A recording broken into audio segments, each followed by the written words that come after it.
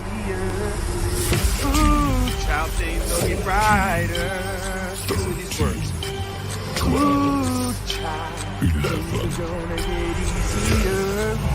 Ooh, child things will get brighter. Bring it down hard. Stay. What are you doing, Zero? Dance off, bro. Me and you. Come on. Son, get back. Mondays on Geekers Now. Do it. We're talking about monologue Geekers Now. Falcon and Winter Soldier, then there's Loki coming next. The movies and on TV and the comics and the verse. It's Geekers Now. Here's your host, Chris. Welcome back to another episode of MCU Mondays. As always, I am the singer of that theme song and your host, Chris. I'm joined, as always, by my co-host, Debbie. She is also on the social media team, helping get those posts out there where they need to go. We're joined, as often we are, by David, right down there below us. He is the leader of the Literary Legion for GNN. He helps get all the great articles out there that come out on the geeknewsnow.net. Check it out over there. And we're also joined today by Shah. Very glad to have Shah with us. He is a member of the Geek Gauntlet. If you haven't checked out the Geek Gauntlet, they're coming with you all the time. All kinds of great podcasts, all kind of great talks. I got to be on one of their DC, they're talking about the Arrowverse that day, but they talk about the DC universe all the time, much like we talk about the MCU here. They talk about the DC universe, and let me tell you, it's tougher over there. Dubstep's like pussies. You're so dark. Do you sure you're not from the DC universe? The universe. DC universe is dark. It's scary. I know. But that's where Shah comes from, the Geek Gauntlet. Check out the Geek Gauntlet. You can find them from the GNN links, but just search the Geek Gauntlet. They're fantastic. We're glad to have you with us today. Today, on this show, we were going to just start off by talking about Phase 2. We're looking forward to Loki by taking a look back at the phases of the MCU that got us where we are. But in typical Marvel fashion, they dropped a trailer on us today. And this is like a Sony thing. Like, oh, well, it's Venom. It's the Venom trailer. Oh, that's not really MCU. It's close enough, darn it. And we're going to take a look at it. It's so close. We've already got theories happening on the net. People have freeze-framed things, and they're looking at the newspaper. And a part of a folded-over newspaper in one scene of this trailer we're about to watch says something about possibly the Avengers. So, possible crossovers. So, let's watch it right now. Venom, what is it? Let There Be Carnage. That's not Venom. Venom. Let There Be Carnage. Here we go.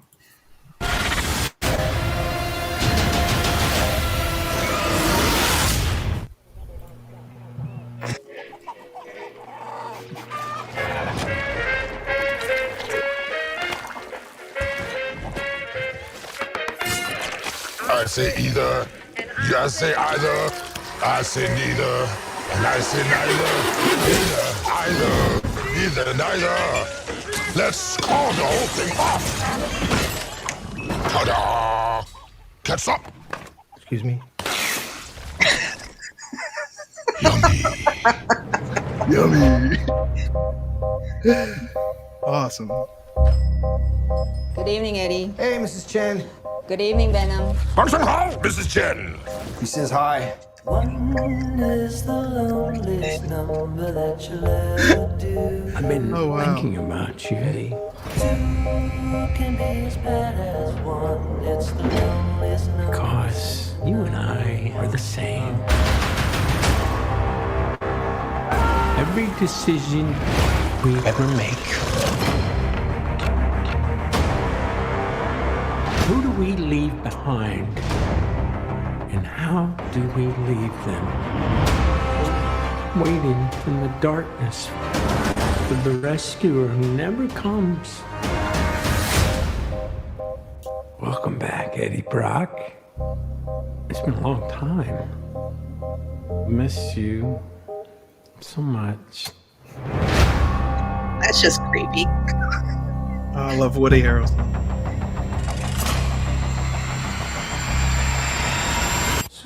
come chaos.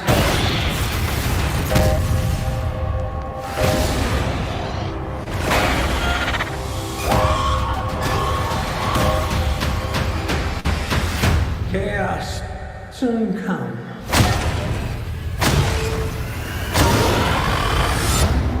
Is the loneliest number that you'll ever do.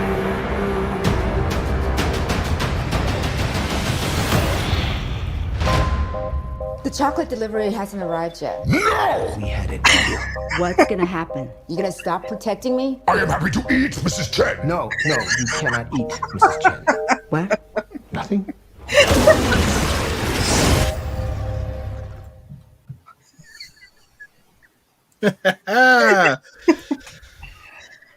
Well,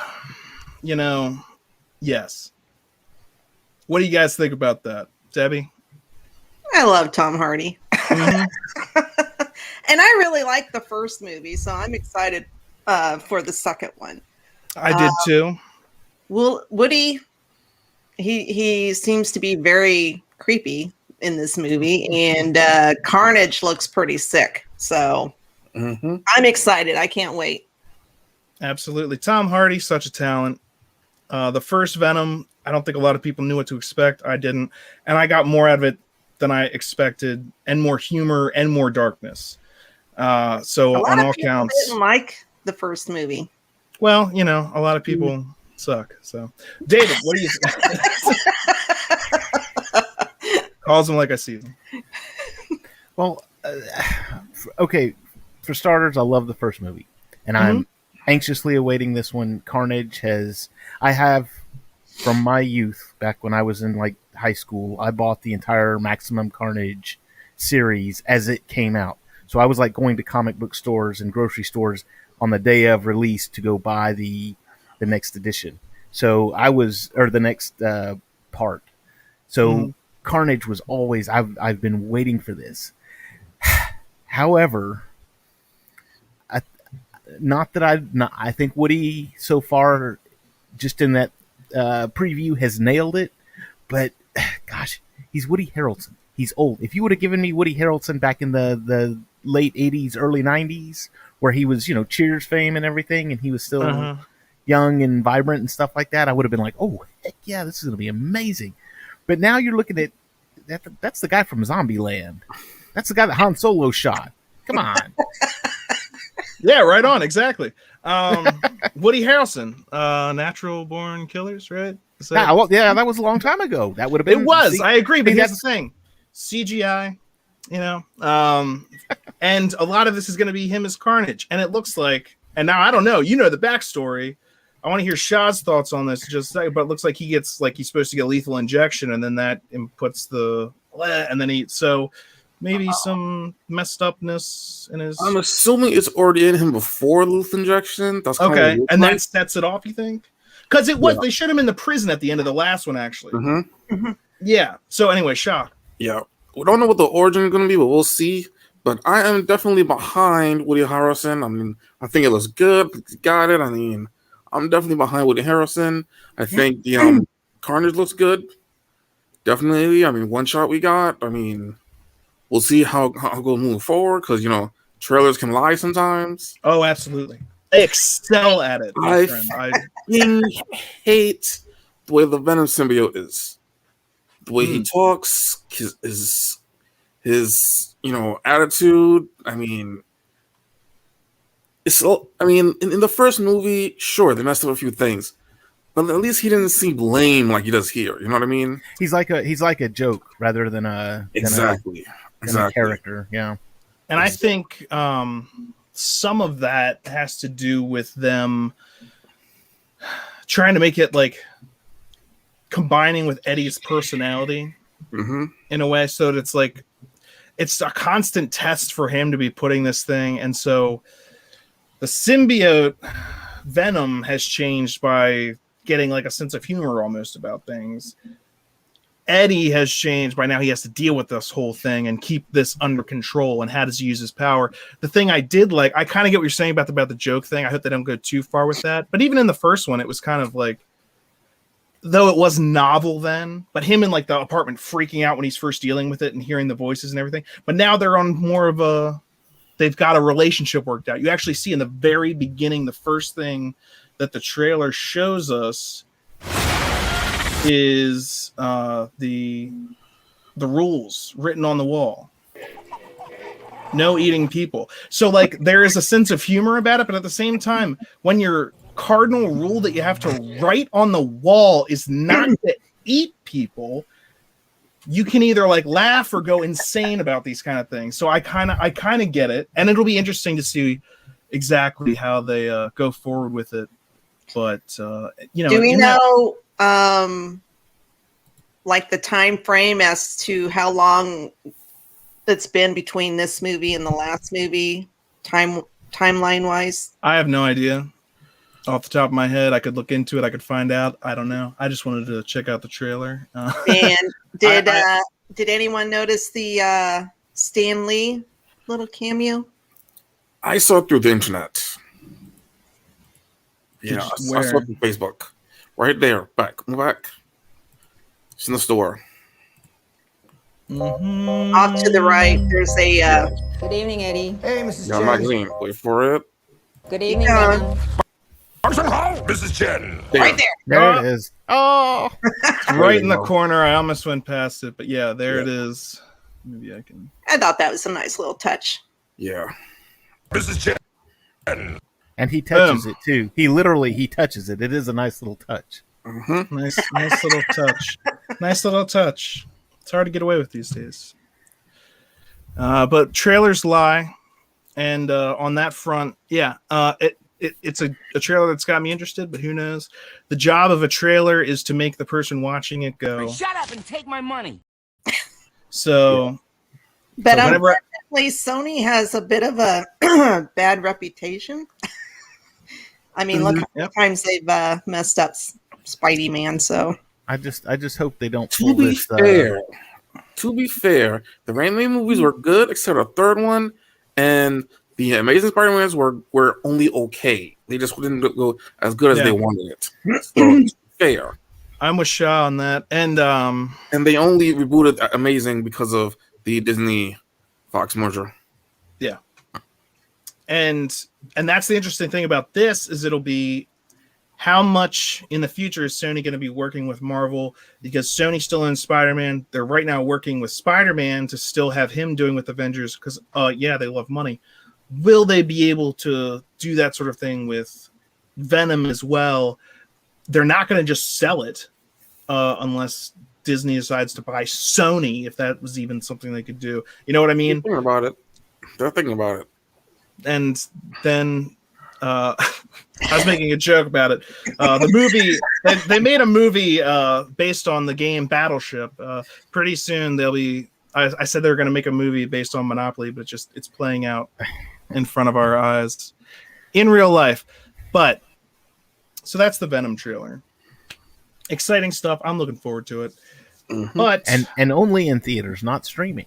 Only in theaters. There you go. Did you catch that? It's only in theaters on this one. Yeah, when's it coming out? Have the streaming service in November, I believe. I was going to say September.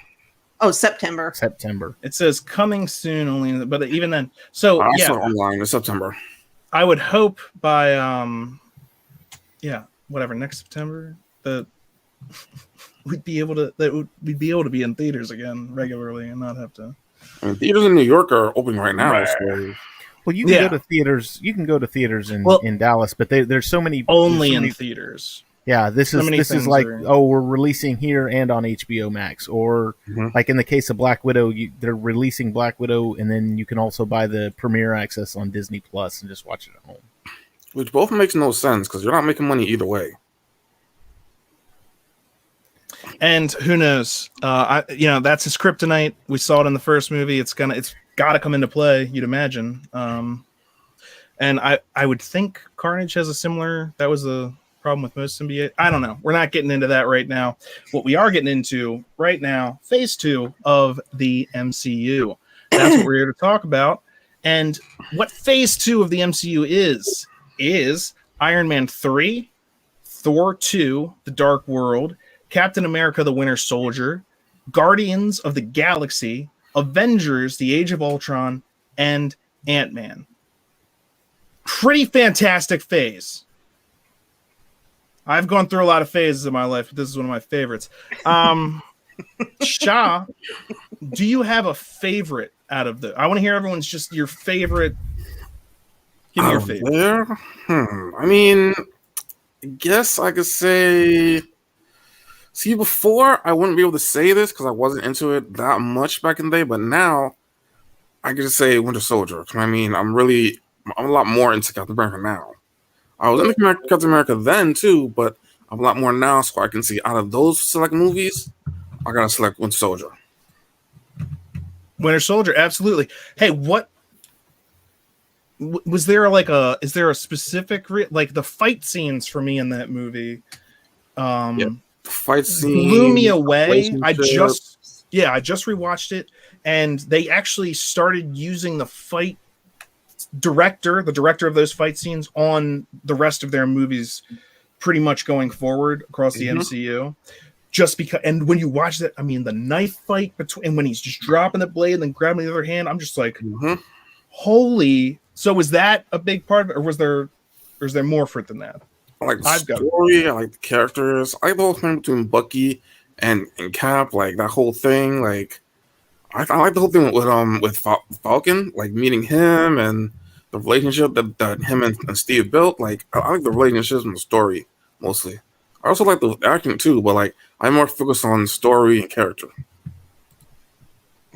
Makes sense. Debbie, I know that you like that movie too. What do you like about that one? Chris Evans. Well, yeah, Chris, yeah. Bucky, yeah, you know.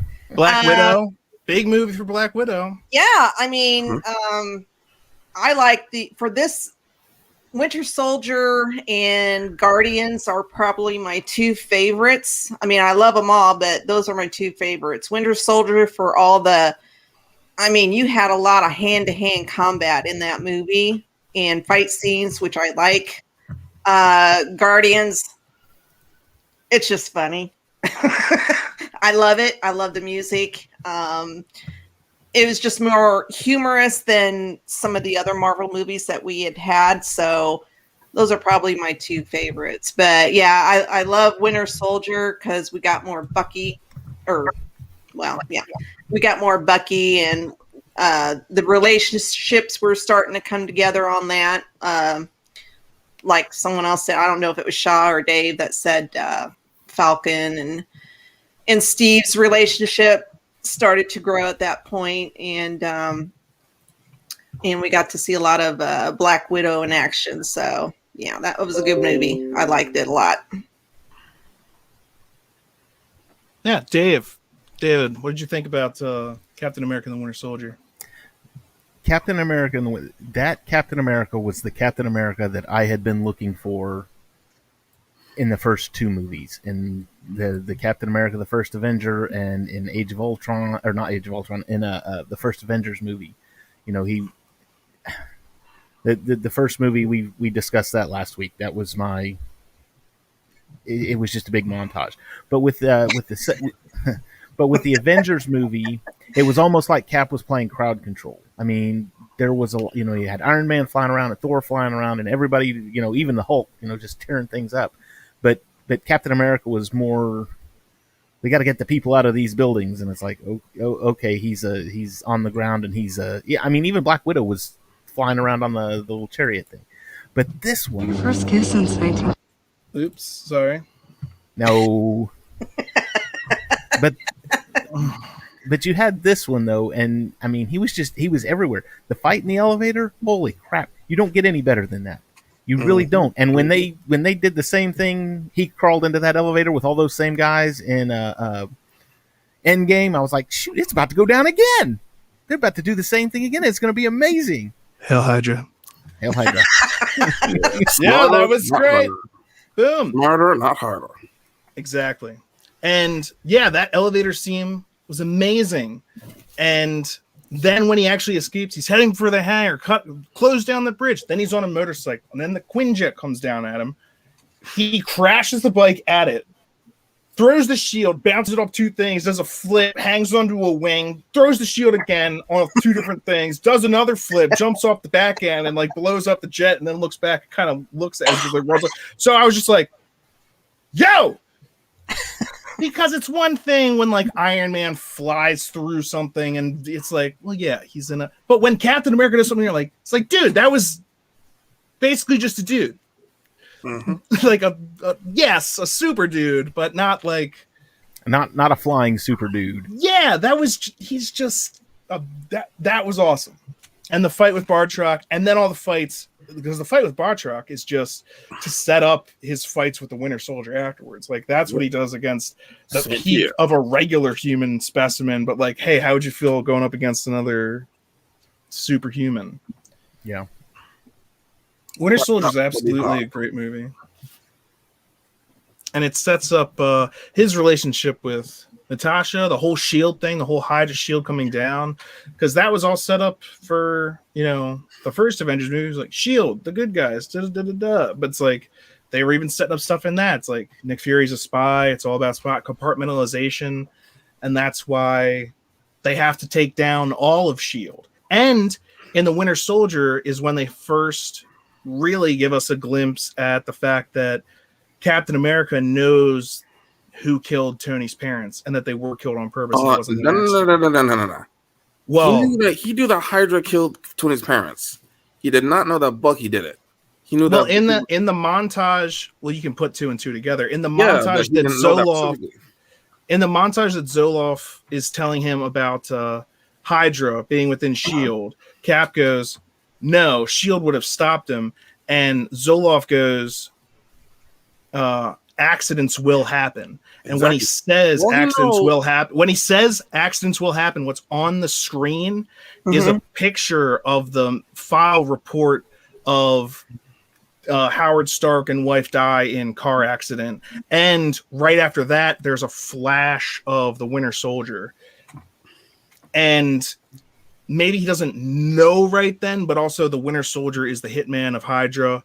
A hitman. You think Hydra is one hitman? Okay, but when in what movie then did they show Captain America learning that it was Bucky? In Captain America Civil War. That's showed. That's where he found out that it was Bucky specifically. In that movie did that? Well, because he found out at the same time that Tony found out. I was going to say because at the end he said the only information he said was that Hydra killed Tony's parents. But Tony asks Cap, because Captain America not petty. Did you know? And Cap says because it didn't matter. He said I had an idea. I think he kind of halfway knew. Cap says he said yes, but he said yes because it didn't matter whether he knew or not. Well, I think it did matter because the answer to that question is if he actually honestly didn't know, that would be different than him knowing and not telling Tony, and that's what causes the main rift in their divide. Yes, he knew that Bucky was the one that did it, and no, he didn't tell Tony about it. Yeah, that's why Tony got so pissed off. Yes, he did know. He was my friend, so was I. I mean, like, that's huge. Yeah, but that's also in the next, that's for next episode. But if we want to talk about that, we should probably talk about Age of Ultron. But I want to wait before we go into Age of Ultron because that's, I mean, Age of Ultron entirely is right next to a huge steaming ball of foreshadowing. It's setting up so many things. So before we get into that, I mean, not that everything else wasn't, but Guardians of the Galaxy, we briefly talked about it. I want to say on Guardians of the Galaxy, soundtrack, yes. Yeah. And how it was so amazing. It was so amazing to have those songs, some of those hits, those older classic hits brought into a modern science fiction epic. Some of the scenes that they put those two in my mind, I'm like, how could they make this work? But with the story that they're telling, it does. And I absolutely love it. And some of those songs started like retopping the charts after that movie came out. And it's such a hilarious movie. It's so the characters coming together, everything they try to do gets screwed up.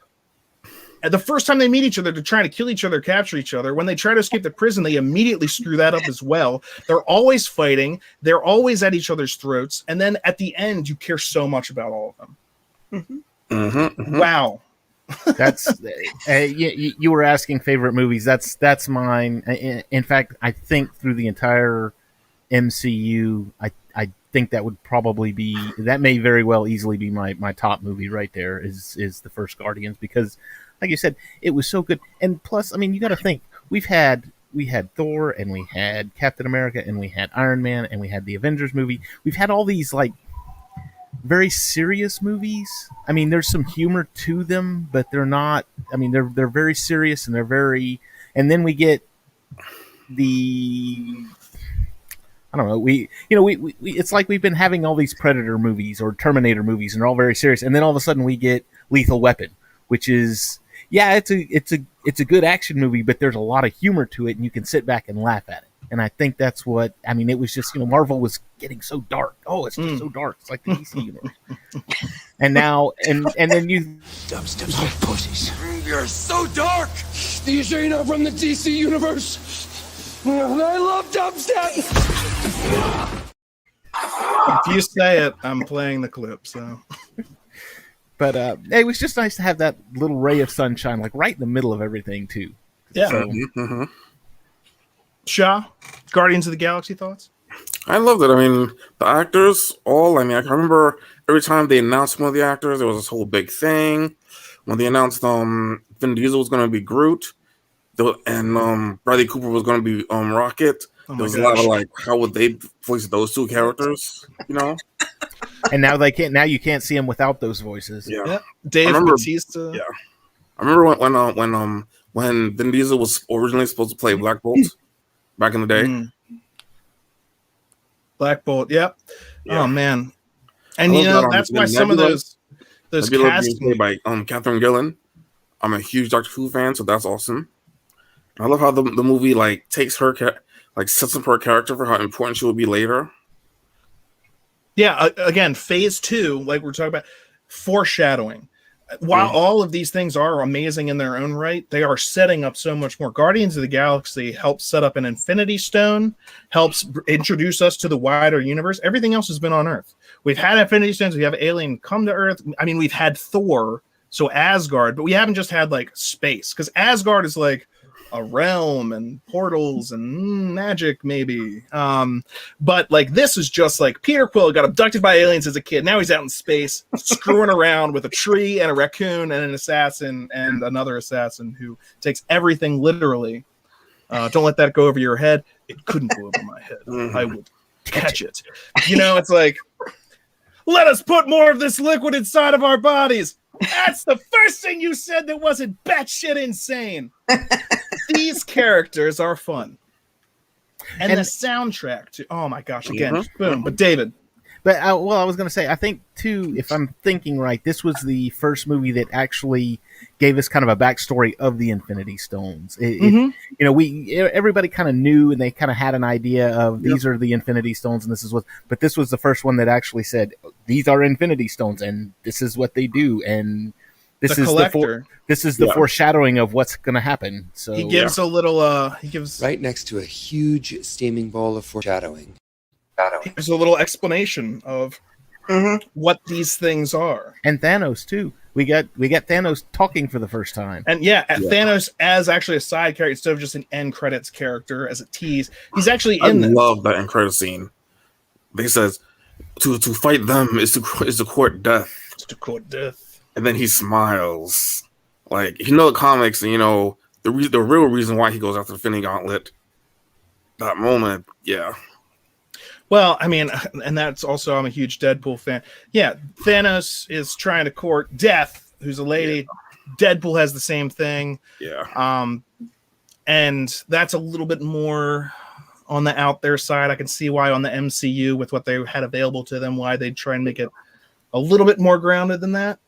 But at the same time, yeah, absolutely. That is the inspiration in the comics for why he's doing what he's doing.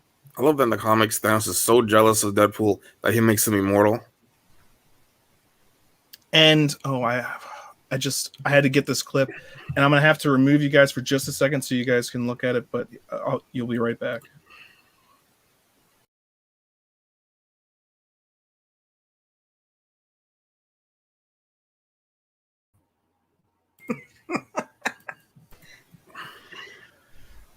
The Thanos copter. Another thing that, then again, also in the comics, there's one point where Thanos is being led away in cuffs by police. So, yes, I do love the comics. Yeah, but at the same time, Squirrel Girl beat him twice. And that's why not everything. And oh, man. Another line that I need to get from The Simpsons is comic book guy. He's talking to a bunch of different people, and like the kids are just, it's like, what about this? The time that Superman did move to Gotham in this episode, and comic book guy's like, that was a what if scenario dreamed up by Jimmy Olsen, and it never really happened. And Bart goes, well, none of these things ever really happened. And comic book guy goes, get out of my store. So I'll have that clip next week because it's essential. Yeah, Guardians of the Galaxy sets up that wider universe, introduces us to the Infinity Stones, gives us the lowdown on what they really are, other than just things inside powerful devices. Mm-hmm. And that actually came before Age of Ultron. Mm-hmm. Mm-hmm. Age of Ultron was the next one. And there, boy, do you have a lot. I don't even want to go on that one quite yet. Let's do Iron Man 3. Not as bad as everyone thinks it is. It's not. It isn't. It's actually very important to the character of Iron Man, Tony Stark.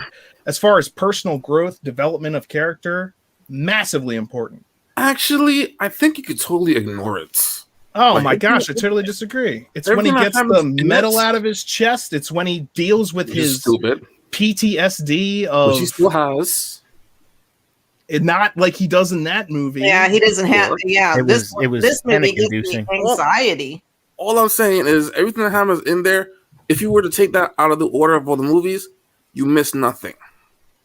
Like, nothing changes. His character development. Which he still goes on movies later. I would disagree with you because it stops being about... He still has anxieties. He still has a lot of mental issues. Like going into to Age of Ultron, Civil War. He still has a lot of that stuff there. Yeah, but it's not about him. It's about everything else. His focus changes from saving himself to saving everyone else. When he gets the metal take, he's not doing it, he's not keeping that thing in his chest to save himself anymore. Which was stupid. This is one of the very few handicapped superheroes in existence, and you make him non-handicapped. He's a regular person underneath the suit. Take away the suit, what are you? That's just getting rid of something that he could medically fix. Which, if he could, then why didn't he? It was because he was, he wanted to keep that power source in him, so he had an excuse to always be Iron Man, but it's actually not something you can take away from him. So take my house, take the shrapnel out of my chest, take whatever you got. You're never going to stop me from being who I am. It's about personal growth. And what are you fighting for? I think it's important, but that I don't even like the part that I get mad about in Iron Man is Mandarin. Yeah, same here. Okay, so we can agree, at least on the case of the Mandarin, that we've got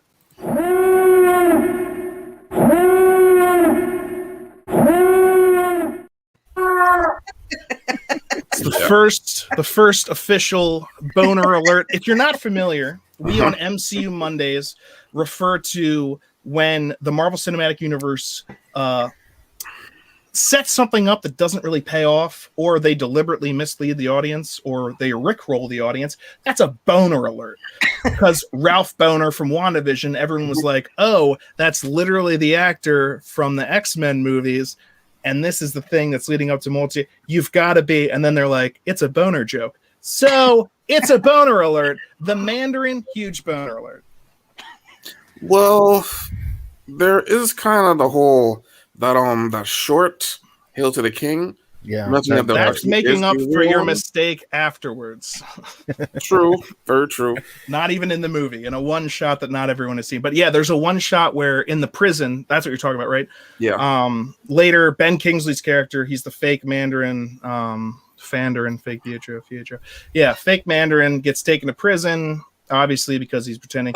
And so the agents of the real Mandarin come and like you see a tattoo on the person's wrist. That actually is something good that they've done to try and or partially make up for that.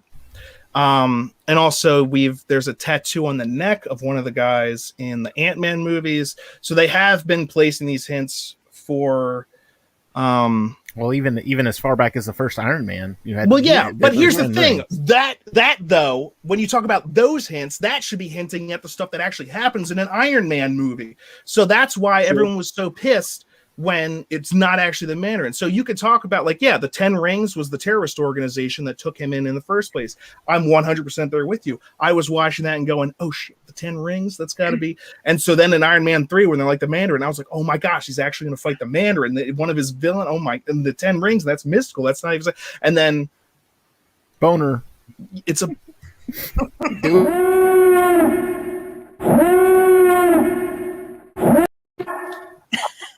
Okay, and so that trailer was great. I assume you talk about the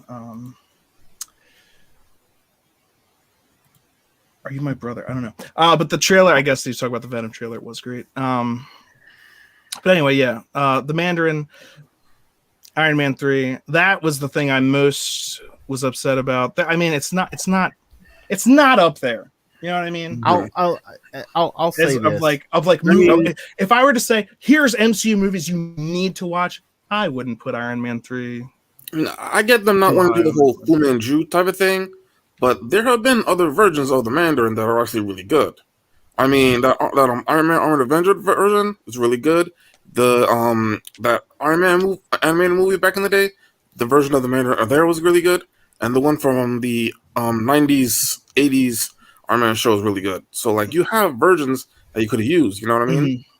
Mm-hmm. Well, and yeah, go ahead, David. I'll just say this because when that movie came out, Luke was maybe 5 or 6, but he was just at that point getting into the whole superhero genre. You know, he wanted to be Batman and Superman and who had the cape, and you know, so when he started wanting to go see these movies, he wanted to go see Iron Man 3. And he was really disappointed in it because Iron Man was barely in it. I mean, you had a lot of Tony Stark, and like you said, Chris, with all of his development and whatnot, but then all of his suits got blown up, and he was living on the farm with this kid for a while in Tennessee or wherever, and Iron Man was not in it all that much until like the very end, and then there was a ton of Iron Mans. But yeah, Iron Men things. Yeah, fireworks. I think the Iron Legion. Yeah, it's just like, oh, here, let me just blow up all these. It's like, you don't think anyone could use those? That's just wasteful. Which I guess is partially also in his egocentric. He doesn't, you know. I don't even know why did they blow up all their suits. That just seemed wasteful to me. When he's like, fireworks show, and then the suits just was like, some of those could have been useful for anything. So yeah, it's not a pepper. Not a perfect movie. Yeah, I was like, well, that's more important. Right? Well, and then you have Age of Ultron, and he shows up back in the suit, and it's like, wait a minute, I thought you blew all your suits up, and you got all the metal taken out of you, and just the suit, but he also has the Hulkbuster suit. Hulkbuster suit, yeah. Veronica. I think, yeah, it's. I can't believe how long it took me to get that joke. Veronica. Veronica and Betty. What? Veronica and Betty. Betty and Veronica. Yeah, that's the joke. From the Hulk. Betty was the Hulk's. Yeah. Wow. Archie Comics. Yeah. Well, yeah, that's the joke. I got it. Color me an idiot, because that's the first time I ever just got it. How old were you when? It took me a while. So yeah. Okay. Well, at this time. Oh, and when he was asking, he said, is David your brother Bass? I think he meant Vase because I used to go by It's a Vase Productions. So I think he was asking if me and David are brothers. And no, not just in spirit, not by blood. Hey, look, there's me.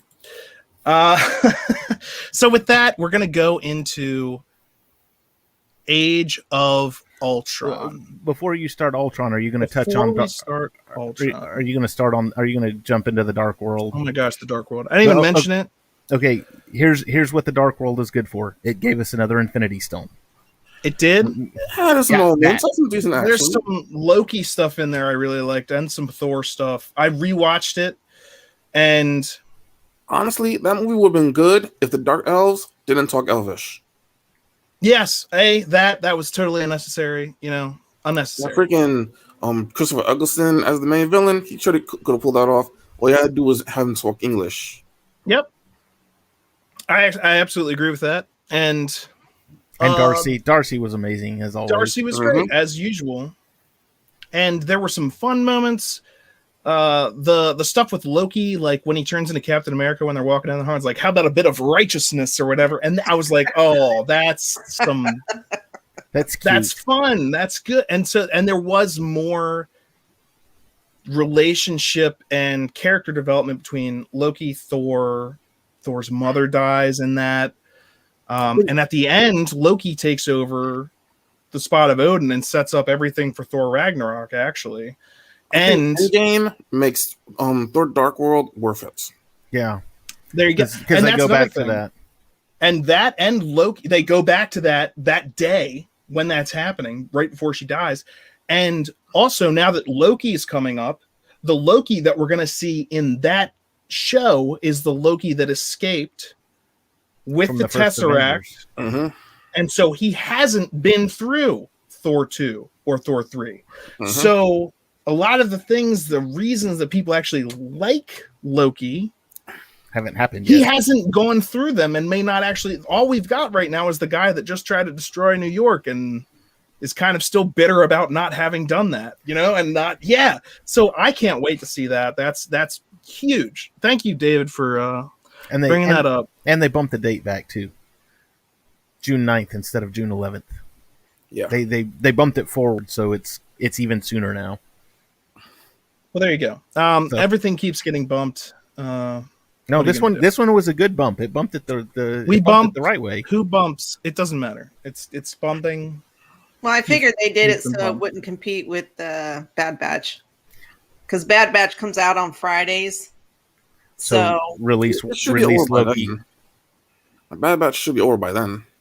No. No, because it's 16 episodes. Yeah.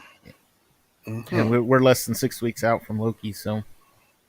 And they can do whatever they want with all this stuff because they've already shot a bunch of it. Most of the stuff has been pushed back in the first place, so they're just like, you know what? Let's knock it up a few days. Should be totally filmed. We'll blame it on Loki because he's mischievous. I wrote an article about that, and funny enough, that's the kind of the route I went. Was it's meta. It's Loki. It has to be. It was on Fridays, but now it's on Wednesdays, and that's because it's Loki. I love it. So that's on the geeknewsnow.net. Yes, geeknewsnow.net. You can find that article on Geek News Now on geeknewsnow.net. That's where you should go to find that. Now, Age of Ultron time. Go for it. Are we ready to talk about Age of Ultron? As we dive into this magnificent film, I just want to say, you see a lot of people complained about this movie. You see a lot of people are like the weakest Avengers movie. They'll say this one. I think a lot of that was in between now and Endgame, and especially in between now and like what we're currently going through, because this movie set up not just Endgame, not just but even the stuff that they're just now getting into, and I'm gonna go through all of it with all of you. But also, it's just a damn fun movie. Shit! Language. Wait a second. No one else is going to deal with the fact that Cap just said language? Just slipped out. Find the scepter. And for gosh sake, watch your language. That's not going away anytime soon.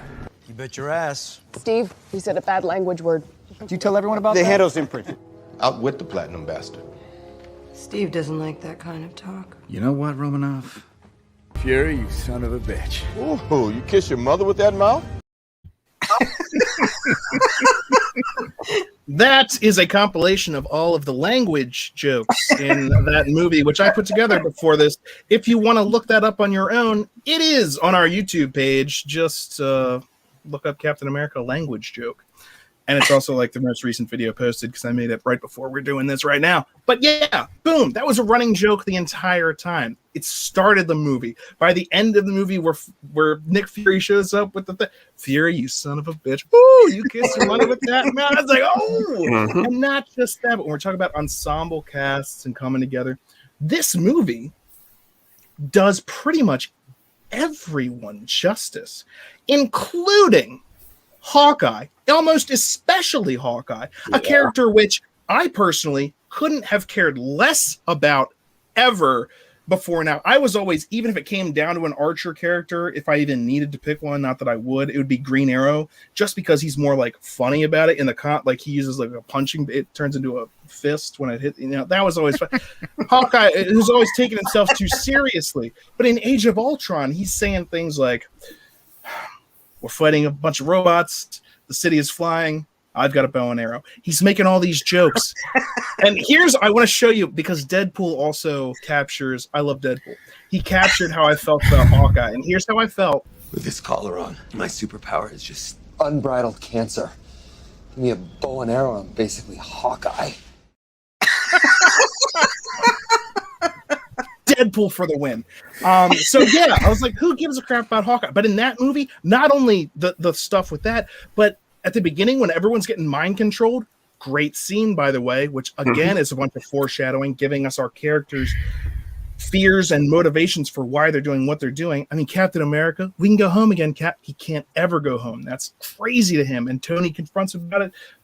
All that stuff aside, when she tries to do it to Hawkeye, he puts an arrow on her head. It says, I got mind control before, it didn't like, and I was like, boom, because he was mind controlled half the last movie. And boom, great moments for Hawkeye. But again, the entire cast, I think, everyone gets, which is so hard to do. Mm-hmm. Tell me a little bit about, before I get into some more craziness, what you guys think about this movie. I remember before the movie came out, before the trailer came out, I knew someone who knew someone who knew someone who had the trailer and leaked it. So I got to see it like about a month before I got out. And the one thing I loved, the Hulkbuster armor. That Hulkbuster fight, I mean. And I was talking about it last week in the original Avengers, because I'm rewatching all this stuff to get ready for these things. So, when you watch the Hulk go nuts in the original Avengers in the final scene, and in this movie, watching the Hulk go nuts, and then to not have him do anything in Infinity War and Endgame. I mean, yes, scientifically, he did fight, but not. Well, and just, and that's it. I get it, but they also, and when you say, hey, trailers lie, they made trailers specifically to lie, showing him running forward in the trailers with different people. And they did that so people wouldn't, and I get why they did, but again, you're setting expectations. You're lying. You just lied. That's a straight up lie. But it was the boner. Forgive them because where's the boner? Guess what? You're a little late on that, Chris. Boner alerts. They're not just for Brad Pitt anymore. Look out. This next thing, foreshadowing.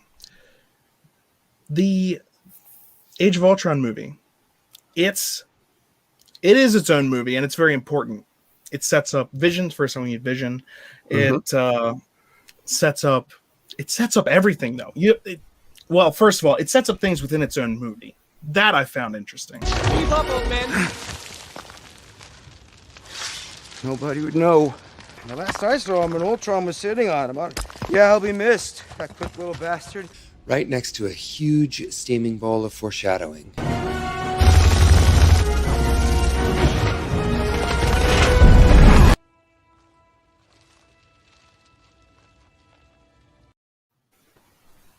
Yeah, because why wouldn't you just pick them up and run away with them? Yeah, why did he have to die there? I don't even know. That was. But the thing is, so they could recast. So they could totally be able to protect them from armor-piercing rounds. They did it so they could recast Pietro in WandaVision.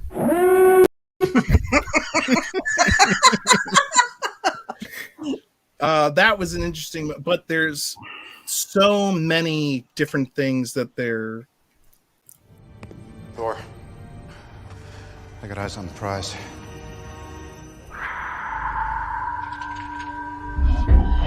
Right next to a huge steaming bowl of foreshadowing.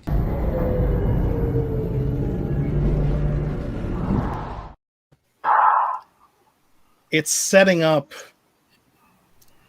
everything to come after. A hostile alien army came charging through a hole in space. We're standing 300 feet below it. Right next to a huge steaming bowl of foreshadowing. We're the Avengers. We can bust arms dealers all the live long day, but that up there, that's the end game. End game. Oh, he said, ding, ding, ding, ding, ding. That is the foreshadowing alert. But if you think, oh, well, they set up Endgame. They're thinking so far ahead. Bleh. Well, let me ask you what you think of this one. We got some hitters. They're good. They're not a team. Let's beat them into shape.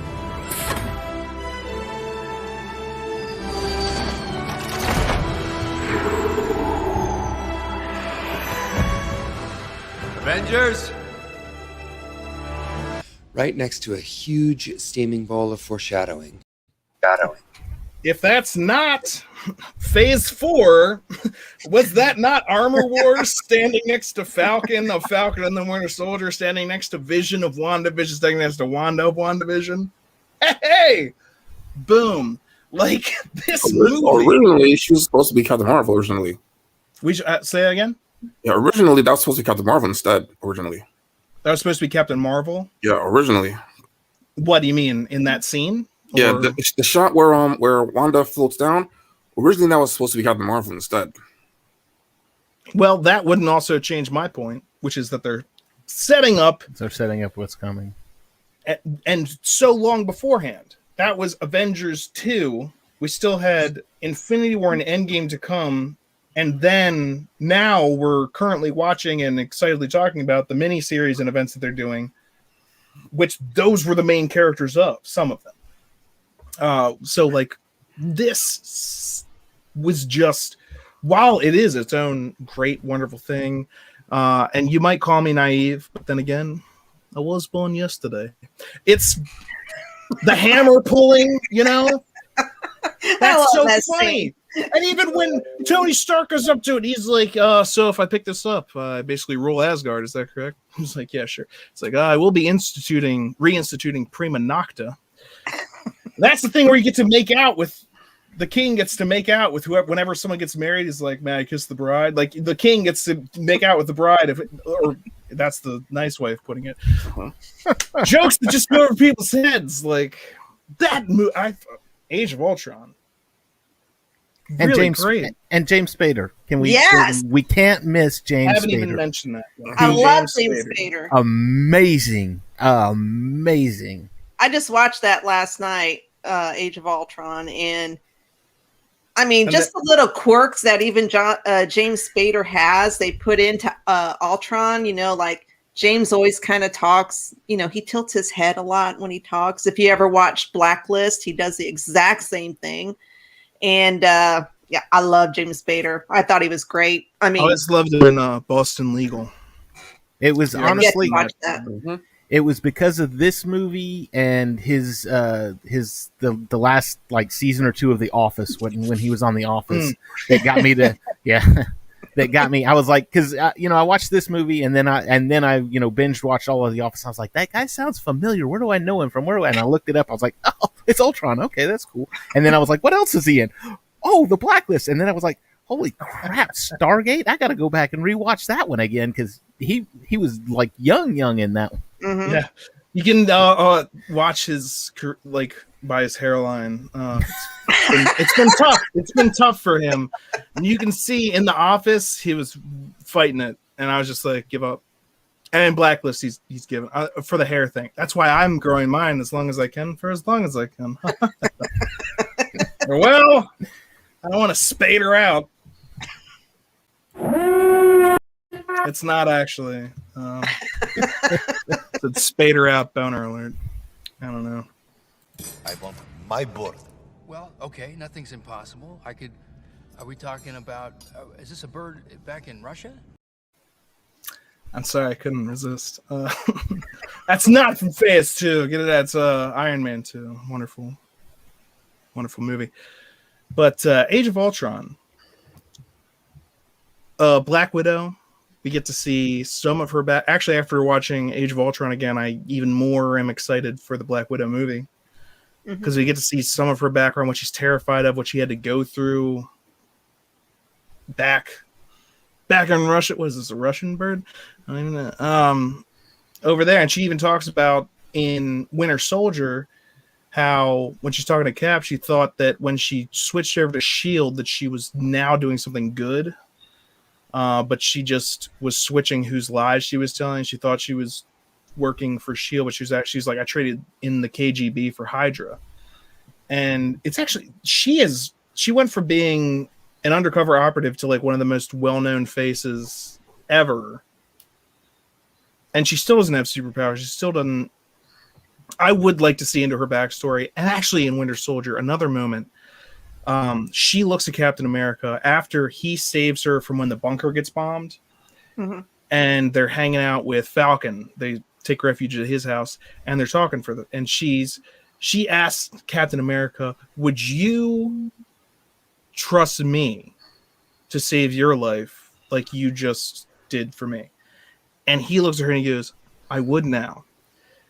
And that's part of her character growth and that leads her to being the one in Endgame that has to make that sacrifice, one of the people that has to make sacrifices. But like, what are you willing to lay your life down for? More insight into that, more insight into Thor. You're going to lead us to hell. When he sees the visions and you're going to lead us to hell. That's exactly what he does. See where your power brings us, Odin's son. You are a destroyer, Odin's son. Heimdall with all that stuff. And even though he sees those visions and tries to stop it, he's still and that's the fate of Thor, is to lead to Ragnarok, if you know any kind of anything. But it's still crazy that they're setting it up there alongside of all the other characters getting their visions and Hawkeye. And then they go and hang out at Hawkeye's house, which haunts them still. Steve, because he's got this vision. His vision was of going home. He can't go home. What is home? He can't go home. And that's but he does go home. But he does. Well, yes. But when you're thinking in terms of then at that point, is that an actual option for him? No. So he can't. And so he can't do the thing. And people talk about, why isn't that? And I'm going to show you. Actually, I'll show it to you right now. This is a trailer that I made, and it involves some things from Phase 3. But I thought, let's get a modern Captain America trailer. And so I used the music from Wonder Woman, a recent Wonder Woman 1984 trailer, and I put it to Captain America. And a lot of it is from Winter Soldier and Age of Ultron, but oh no, what have I done? 45. Not bad. Here we go. Was that your first kiss since 1945? Not bad. It was not my first kiss since 1945. Okay. I think something got messed up there. So I'm going to try one more time. First kiss since 1945? Not bad. It was not my first kiss since 1945. I'm 95. I'm not dead. Nobody special then? You've been asleep, Cap, for almost 70 years.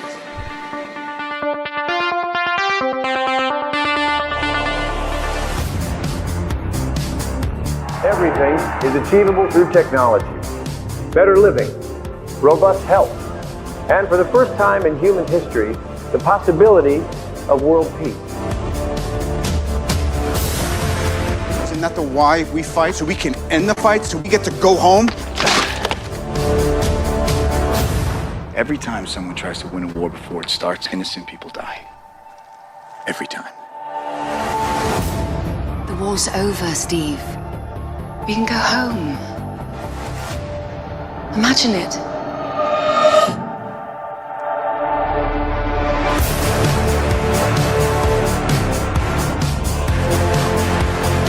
You could not live with your own failure. Where did that bring you? Back to me. The price of freedom is high. It always has been. It's a price I'm willing to pay. And if I'm the only one, then so be it. But I'm willing to bet I'm not.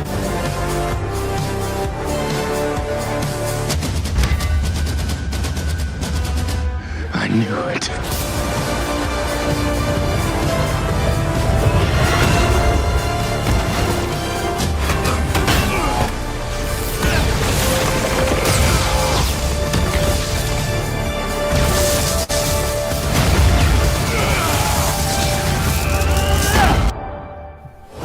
Avengers!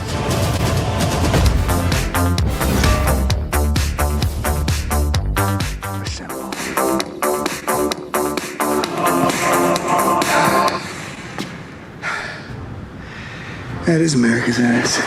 Hell yeah!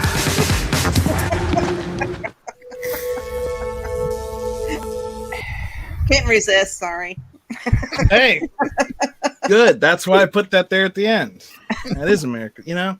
And so, yes, that did contain things from next phase as well. But I mean, that's what this is all.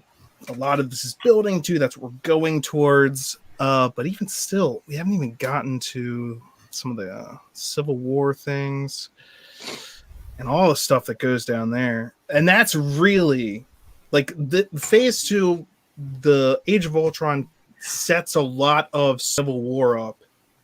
It's half setting up Civil War and half setting up like Endgame. It has to set up Civil War so that they can be divided. And then in Infinity War, they have to fight while divided and fail to then fight come together. back. We'll lose. We'll do that together too. Like the old man said. That is all in Age of Ultron, by the way. What are we going to do when they after he says about that's the end game? What are we going to do when they come down? It's like, we'll fight them. We'll do it together. It's like, we'll lose. We'll do that together too. And then actually in Endgame, after Infinity Wars happened, when we'll get into that next week. But yeah, Age of Ultron, so much fun. Andy Serkis, Wakanda.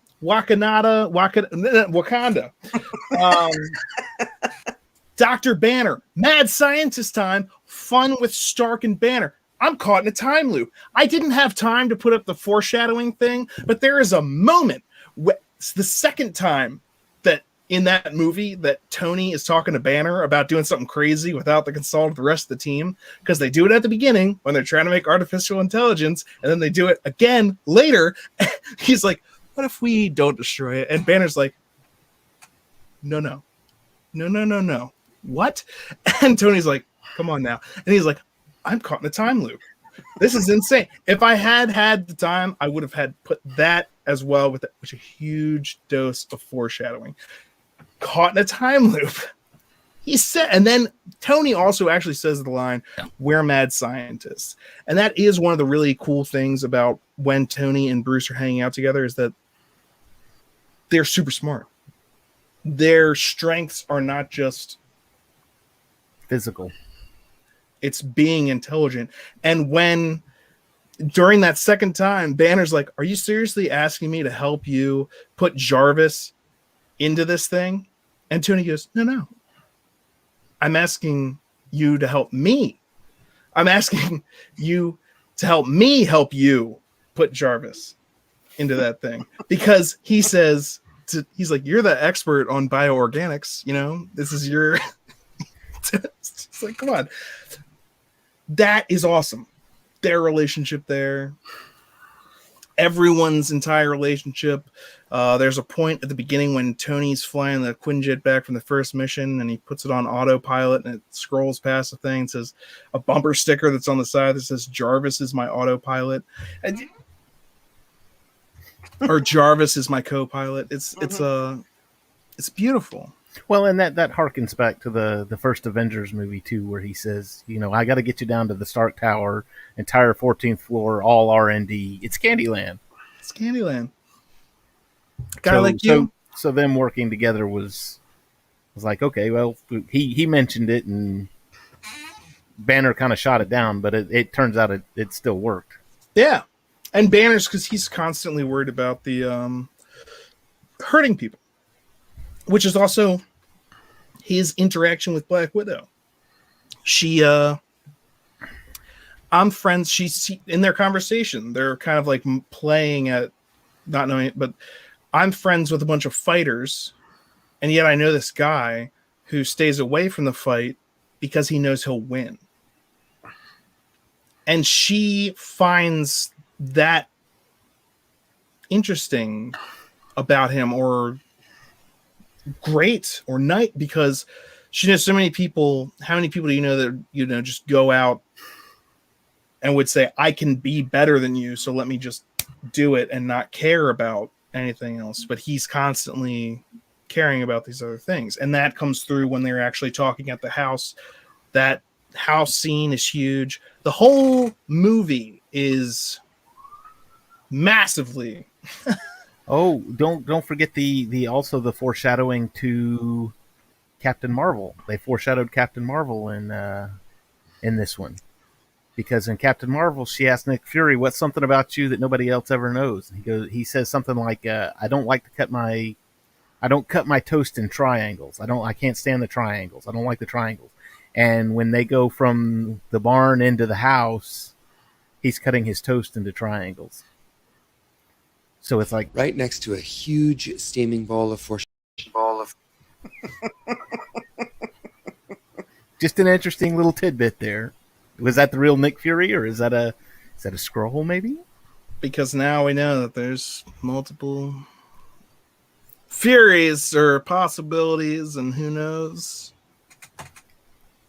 It's like a multiverse of madness of some kind. I also like when Tony Stark goes into the barn, because Hawkeye's wife is like, hey, can you fix our tractor? And first of all, he's talking to Captain America at the time, and he goes, don't steal from my pile. Because they're both chopping wood, and his is obviously not going to be as... It's just hilarious. His sense of humor is hilarious. And then when he goes into the barn just to maybe fix a tractor, he says, hello, dear. And it's John Deere tractor. Hello, dear. And he's like, tell me what ails you. And he starts checking things, you know, like a mechanic. And then Nick Fury speaks up. And he's like, and he goes, let me guess, Maria Hill, was she ever not working for you? And Nick Fury's like, do me a favor. Try not to bring this one to life.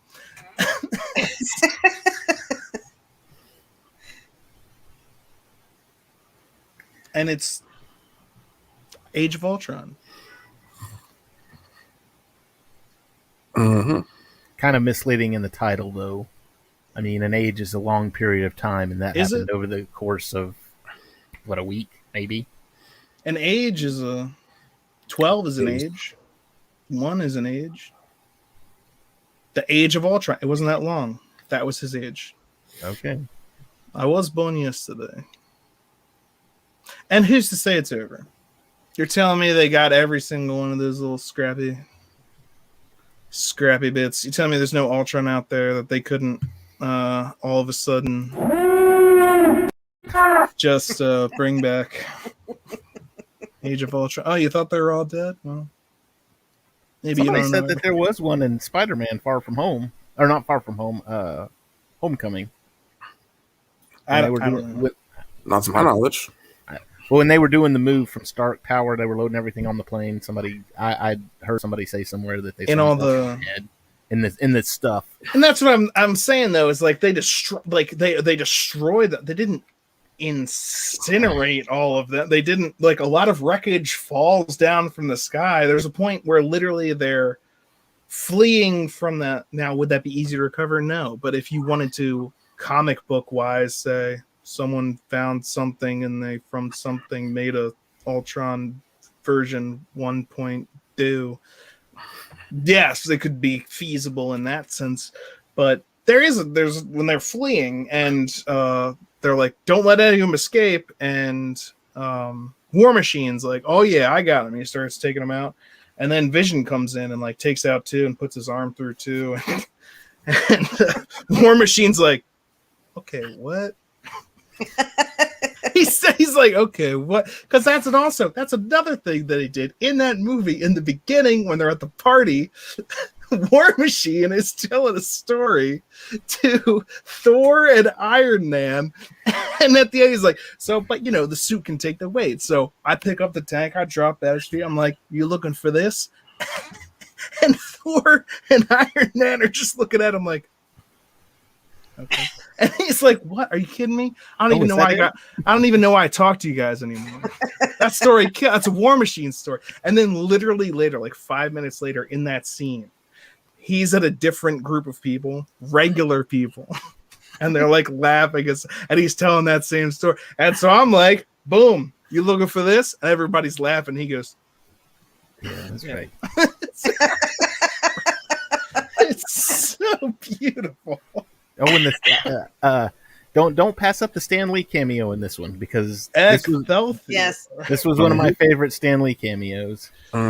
Excelsior. So what are the beaches of Omaha, Blondie? Come on, pour it up.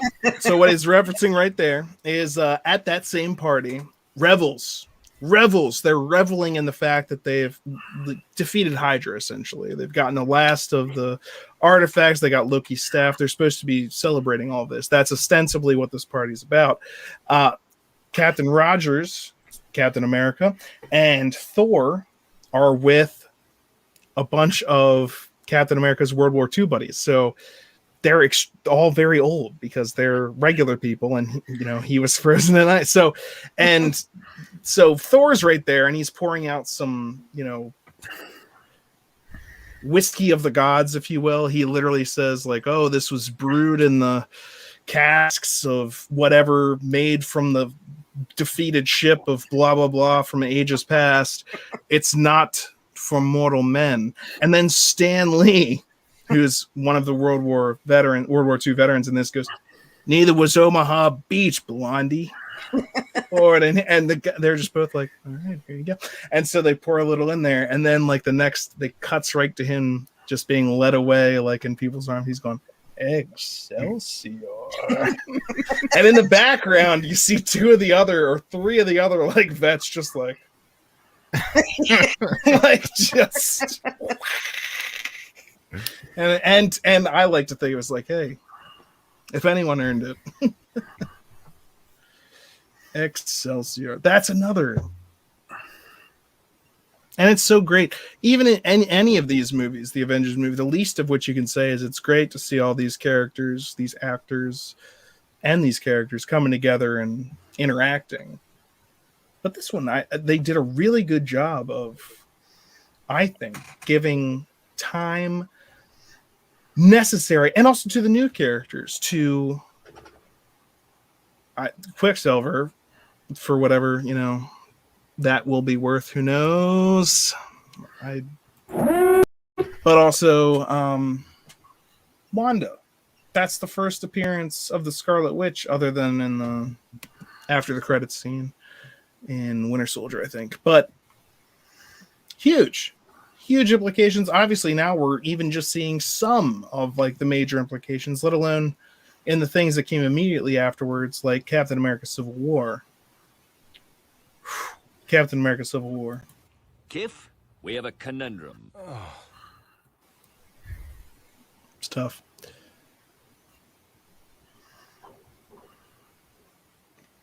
So Ant-Man Ant-Man is the other movie.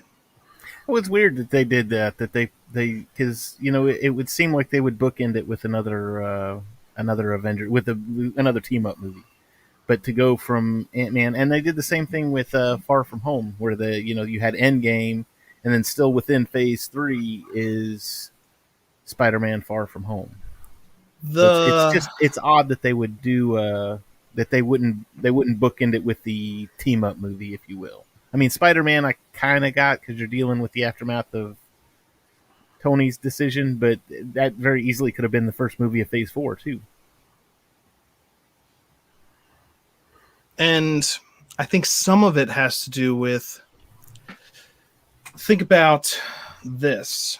The way that the last movies of this phase came out were Guardians of the Galaxy.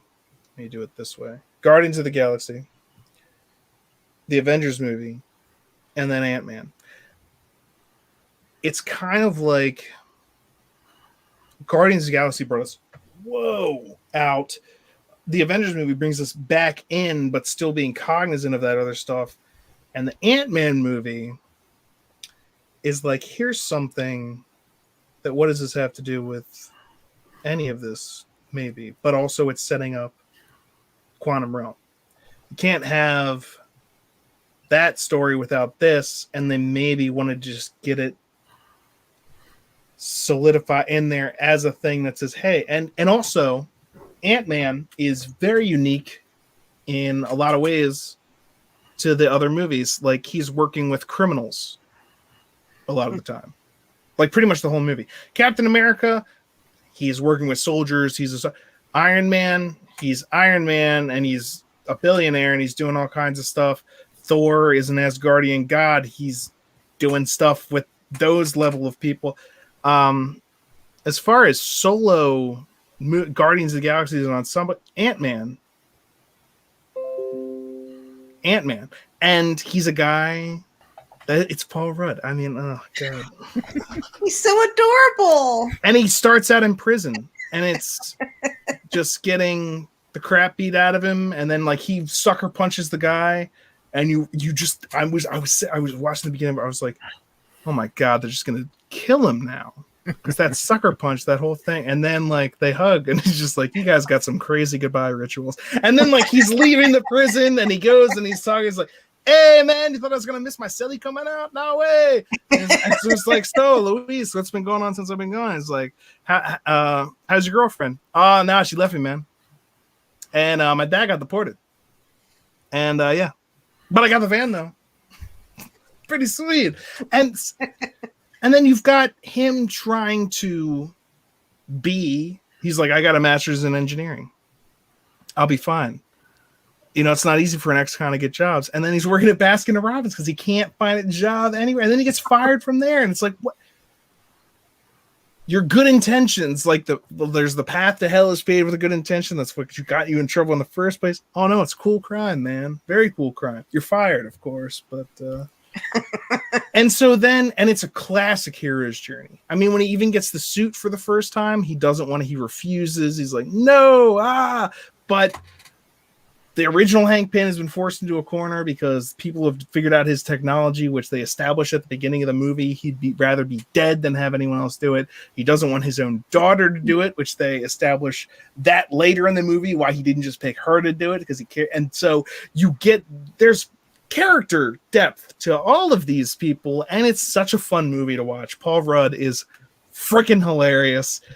Ant-Man 2 is hilarious. John, the agent, not even get into that yet. The close-up magic, but that's all kinds of stuff.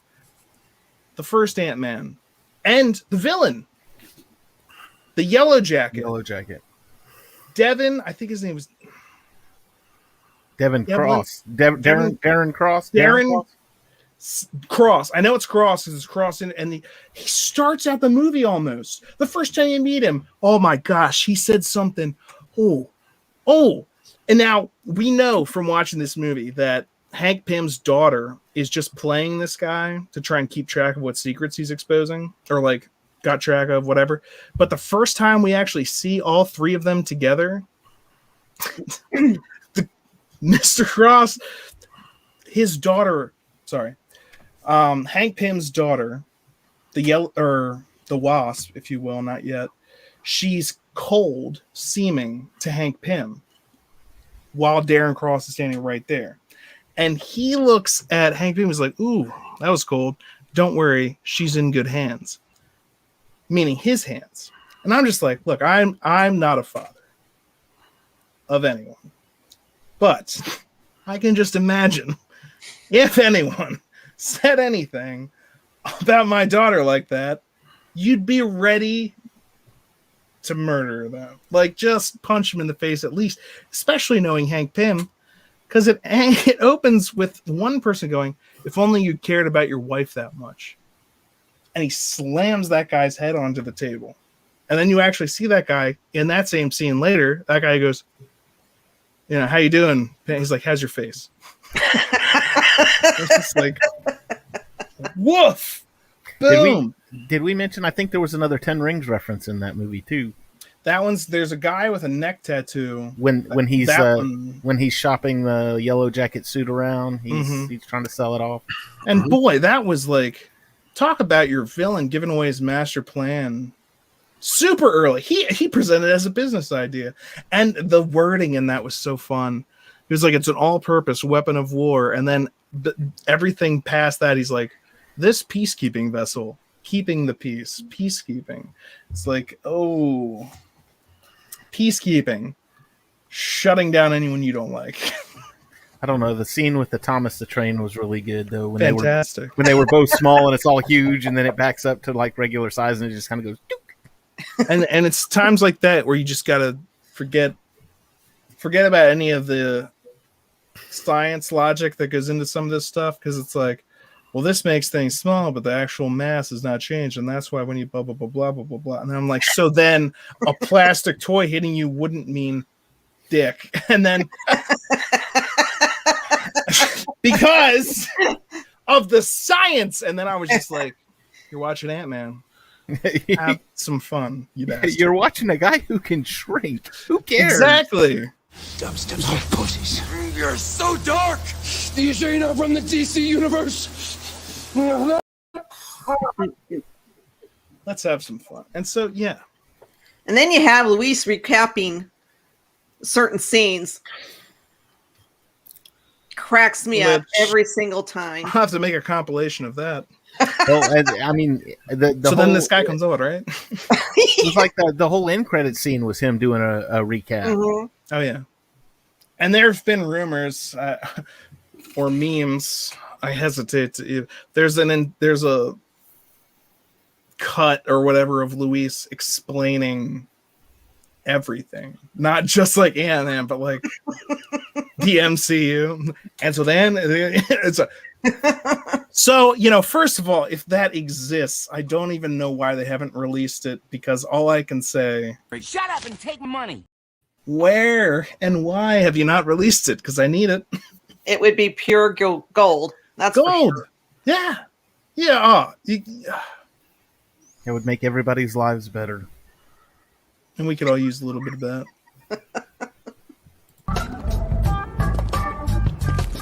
Sir, I'm going to have to ask you to exit the donut.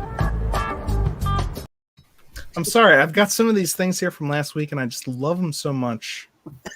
That's one of my favorite lines ever. And that's another movie that people gave crap. We talked about it. Sir, I'm going to have to ask you to exit the donut. I love it. But Phase 2, MCU, Ant-Man was the technical end of Phase 2. I think we've gone through just about everything, briefly, albeit. Maybe at some point we'll have to have special episodes on every single movie. I look forward to that day. It's not today. Maybe we'll get there. Is there anything else that anyone wanted to bring forth while we're here right now? I think we covered everything. I think we did hit every movie, funny enough. Mm-hmm. All right. Then in that case, I will say required watching for next week. Not any of the movies. I don't care. Look, watch what you will, watch what you won't. But you do have to watch the music video Dreams. It's on our YouTube page. I made it, so I'll know if you didn't watch it. It's not true. But it basically covers Iron Man. It starts with Iron Man. It actually starts before the song starts with a scene from Age of Ultron, the scene in the barn where Tony's talking to.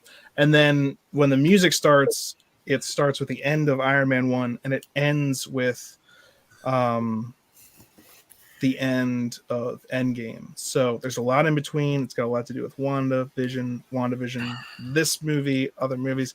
Check it out. Dreams. It's important. It's going to be important for next week. We're going to watch it. It's right next to a huge steaming bowl of foreshadowing. All right. So you can tell how important that is. And just because we had I think everyone enjoyed this. Keep up, old man. Nobody would know. The last I saw him, an Ultron was sitting on him. Yeah, he'll be missed. That quick little bastard. Right next to a huge steaming bowl of foreshadowing. With this collar on, my superpower is just unbridled cancer. Give me a bow and arrow, I'm basically Hawkeye. Poor Hawkeye. It's rough. It's tough. It's, I think the only thing worse than that would be getting your bird taken away. Is that your bird? I'm confused. You said it wasn't, but now it looks like you're best of pals. You love that bird, don't you? You know what? Take the bird. Why would they do that? We haven't seen the dance yet. I can't believe we've made it through an episode and you haven't thrown. What? Are you gonna do this? Give me something here. You're like a sphinx. I can't read you. I can't read you. Oh, that's not right. No.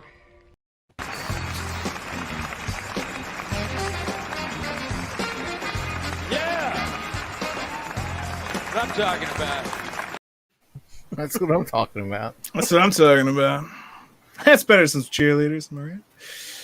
Oh, thank you everyone for joining us today. We're gonna end it. I'm gonna. It's an ending. We're done. Everyone say goodbye. I'm just gonna play the language clip again from Captain America. It was wonderful to have everyone here. David, again, Literary Legion, geeknewsnow.net. Check it out. All the articles are there. Debbie helps share all those articles. She's on. Well, also, she's here all the time, which helps a lot. But she's also on the social media team that helps share them across the web. And Shah was with us today. Shah from the Geek Gauntlet. Check out the Geek Gauntlet. They're doing amazing work. I'm not even kidding. I was just on their show the other day. And fantastic stuff all the time. The Geek Gauntlet. Okay? You can find it. We've got all the links. But for now, I'll leave you with some language. And everyone have a great night. Shit! Language. Wait a second. No one else is going to deal with the fact that Cap just said language? Just slipped out. Find the scepter. And for gosh sake, watch your language. That's not going away anytime soon. You bet your ass. Steve, you said a bad language word. Did you tell everyone about The that? handle's imprinted. Out with the platinum bastard. Steve doesn't like that kind of talk. You know what, Romanoff?